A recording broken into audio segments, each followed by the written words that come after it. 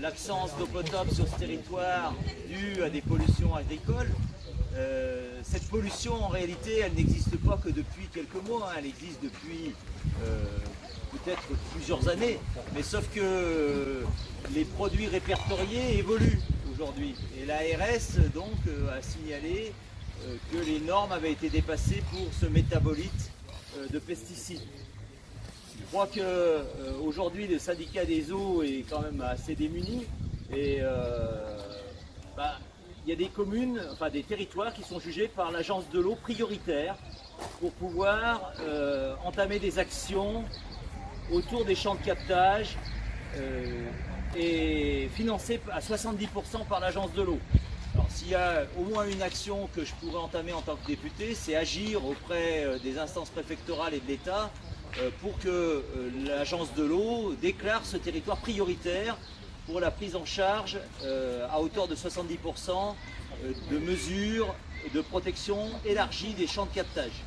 Ça me paraît déjà la première chose, parce que mettre un filtre à charbon, ça ne résout rien, ça ne va faire qu'augmenter le prix de l'eau chez des gens qui aujourd'hui manquent de moyens pour acheter leur alimentation, payer leur énergie, et maintenant c'est l'eau qui leur tombe sur la tête, on va dire. Dans le programme de la NUP, nous préconisons que les premiers mètres cubes d'eau, les premiers kilowattheures d'électricité soient gratuits, et que tout le monde ait accès à ce bien commun, à ces ressources de base. Nous défendons la gestion de l'eau publique, avec des régies publiques. Hein, l'eau ne doit pas être source de profit, mais source de bien commun.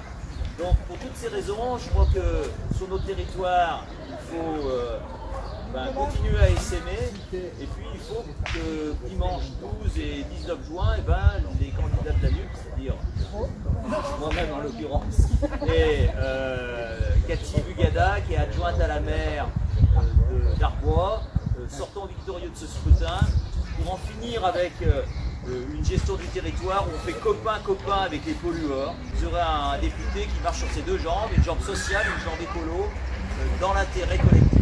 Nous sommes pour une écologie incitative, c'est-à-dire que ceux qui ont des bonnes pratiques doivent pouvoir avoir des aides, que ce soit le syndicat des eaux, que ce soit les agriculteurs, et ceux qui, par contre, polluent, ceux qui ne respectent pas les normes, doivent avoir des pénalités. Continuer à mobiliser et puis apporter la bonne parole.